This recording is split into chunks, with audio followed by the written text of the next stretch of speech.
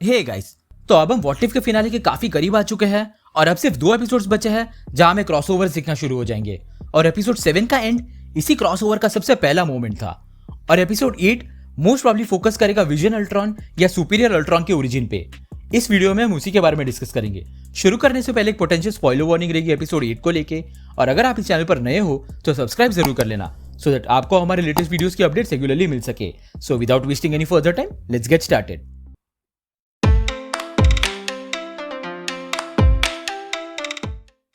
तो एपिसोड 7 के एंड में हम देखते हैं कि थॉर के सामने एक पोर्टल खुलता है और अल्ट्रॉन रोबोट्स और अल्ट्रॉन खुद उसमें से बाहर आता है।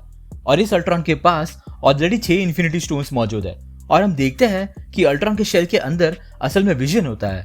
अब हम जानते हैं कि अल्ट्रॉन के लिए विजन का वाइब्रेनियम सिंथेसॉइड फॉर्म ही फाइनल होने वाला था, जो अवेंजर्स ने अवेंजर्स एज ऑफ अल्ट्रॉन में सक्सेसफुल नहीं होने दिया।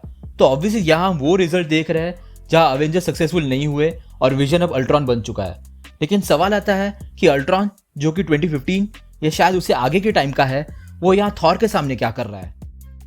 एपिसोड 7 के इवेंट से हम इतना तो समझ सकते हैं कि ये सारी इवेंट्स थॉर 1 या उससे पहले के टाइम की इवेंट्स है, यानी कि 2011 के आसपास की। तो ये अल्ट्रॉन आखिर यहाँ कैसे पहुंचा? वो टाइम स्टोन का यूज करके पास्ट में जरूर आ सकता है। इसका मतलब ये हो जाता है कि ये अल्ट्रॉन इसी 7th एपिसोड के यूनिवर्स का है, लेकिन इस यूनिवर्स में लोकी कभी अर्थ पर आया ही नहीं। जैसे कि हमने एपिसोड 7 के स्टार्टिंग में देखा, लोकी को ओडिन ने वापस लॉफी को सौंप दिया था। इसकी वजह से वो एसगार्डियन कभी बना ही नहीं। इसका मतलब है कि लोकी ने कभी अर्थ इन्वेड ही नहीं किया अपने सेप्टर के साथ जिसमें माइंड स्टोन था। तो इसका सिर्फ एक ही मतलब है कि ये अल्ट्रॉन किसी दूसरी रियलिटी से आया, एक ऐसी रियलिटी जहां प्रॉब्ली सारे एवेंजर्स खत्म हो चुके हैं और उसने कहीं ना कहीं से सारे इन्फिनिटी स्टोन्स भी हासिल कर लिए हैं। अब अगर हम सोचने जाएं तो इन्फिनिटी स्टोन्स के बारे में सिर्फ थॉर और सॉर्सरर्स को पता था उस वक्त। तो डेफिनेटली इनमें से किसी एक के पास से उसने इन्फिनिटी स्टोन्स का नॉलेज गेन किया होगा और इन्हीं इन्फिनिटी स्टोन्स को हासिल करके उसने अपने यूनिवर्स से सभी बायोलॉजिकल बीइंग को खत्म कर दिया होगा। आखिर यही उसका प्लान था अवेंजर्स एज ऑफ अल्ट्रॉन में। उसे अर्थ को खत्म करना था सो दैट एंड में उसके सिर्फ रोबोट्स बचते।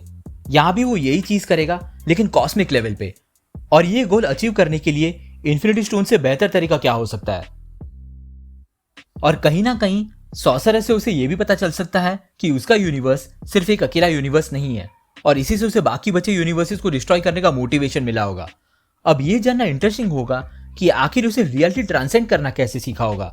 क्या इसमें भी इन्फिनिटी स्टोन्स इन्वॉल्व होंगे या कोई दूसरी एंटिटी हो सकती है जो हमने अब तक नहीं देखी? अगर इन्फिनिटी स्टोन्स की वजह से वो एक से दूसरी रियलिटी में जा पा रहा है तो हमें यह भी नहीं भूलना चाहिए कि एक और इन्फिनिटी स्टोन्स का सेट ज़ॉम्बी थानोस के पास भी है दूसरी रियलिटी में, जिसका मतलब है कि वो भी एक से दूसरी रियलिटी में जंप कर सकता है। तो शायद हमें सुपीरियर अल्ट्रॉन और ज़ॉम्बी थानोस के बीच एक बड़ा सा इन्फिनिटी वॉर दिख जाए। और ये भी हो सकता है कि क्योंकि थानोस अब एक ज़ॉम्बी बन चुका है, वो खुद कोई रियलिटी ट्रांसेंड नहीं करेगा जब तक कि कोई इंटरवीन नहीं करता। और हम जानते हैं कि सिर्फ वॉचर को पता है इस ज़ॉम्बी थानोस के बारे में, तो डेफिनेटली वो यहाँ जरूर इंटरवीन करेगा और शायद सबसे पहले वो इविल डॉक्टर स्ट्रेंज के पास ही जाएगा और प्रॉब्ली उसे एक और मौका देगा दूसरे यूनिवर्स या मल्टीवर्स को बचाने के लिए। शायद इसीलिए हम डॉक्टर स्ट्रेंज और थॉर को एक साथ देख रहे हैं इस शॉट में जो ज़ॉम्बीज की बात कर रहे हैं। Great idea. अब ये पूरा सिनेरियो शायद इस अल्टरनेट एवेंजर्स के असेंबल होने के बाद का हो सकता है। इस टीम को असेंबल करने में भी वॉचर का ही हाथ होगा, जिसके लिए भी शायद 8th एपिसोड डेडिकेटेड हो सकता है। जैसे कि मैंने पिछले थियरी वीडियो में बताया था, अब तक जितने भी क्लिफ हैंगर्स हमने देखे हैं फर्स्ट एपिसोड से, उन सभी क्लिफ हैंगर्स के आगे की स्टोरीज एक ही एपिसोड में दिखाई जाएगी। टचाला के केस में ईगो अर्थ पर आकर पीटर क्विल से सेलेस्टियल जीन को निकाल लेगा, जिसकी वजह से उसका यूनिवर्स प्रॉब्ली डिस्ट्रॉय हो जाएगा और शायद इसी मोमेंट पर वॉचर या डॉक्टर स्ट्रेंज टचाला को बचा लेंगे। डॉक्टर स्ट्रेंज की बात हमने ऑलरेडी कुछ देर पहले की कि कैसे वॉचर से उसका इंटरेक्शन हो सकता है दोबारा। और एपिसोड 6 के केस में हम ऑलरेडी जानते हैं कि शूरी और पेपर ऑलरेडी प्लान कर रहे थे किलमॉन्गर से बदला लेने के लिए। और अब शूरी, डोरा मिलाजे और पेपर तीनों जा रहे हैं किलमॉन्गर को कन्फ्रंट करने के लिए थ्रोन रूम में। और अगले शॉट में हम देख सकते हैं कि किलमॉन्गर अभी भी अपने ब्लैक पैंथर सूट में है और थ्रोन रूम भी डिस्ट्रॉय हो चुका है। और यहाँ पीछे हम हेलीकॉप्टर्स को देख सकते हैं जो मोस्ट प्रॉब्ली जनरल रॉस ने ही भेजे होंगे।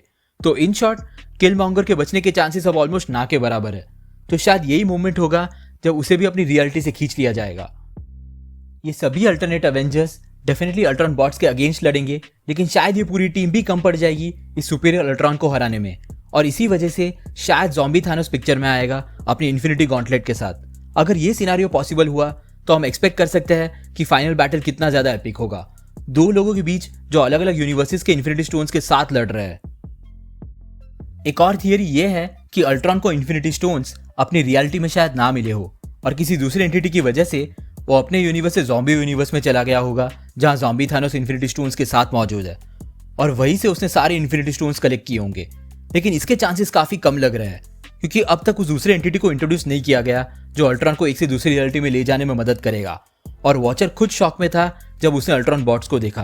तो अनटिल एंड अनलेस ये कोई और वॉचर या डॉक्टर स्ट्रेंज ना हो, तब तक ये हाईली इम्पॉसिबल लग रहा है। और एक और नोटिस करने वाली चीज है कि पहली बार हमें वॉचर शॉक में दिखाई दिया जब उसने अल्ट्रॉन बॉट्स और सुपीरियर अल्ट्रॉन को देखा।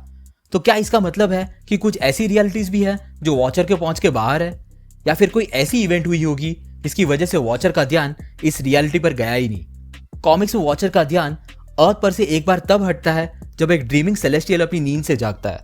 ऑब्वियसली एक ड्रीमिंग सेलेस्टियल का एमसीयू में होना काफी अनलाइकली है, लेकिन हम जानते हैं कि व्हाट इफ के बाद इटर्नल सी रिलीज हो रही है जिसमें हम सेलेस्टियल्स को पूरी ग्लोरी में देखेंगे।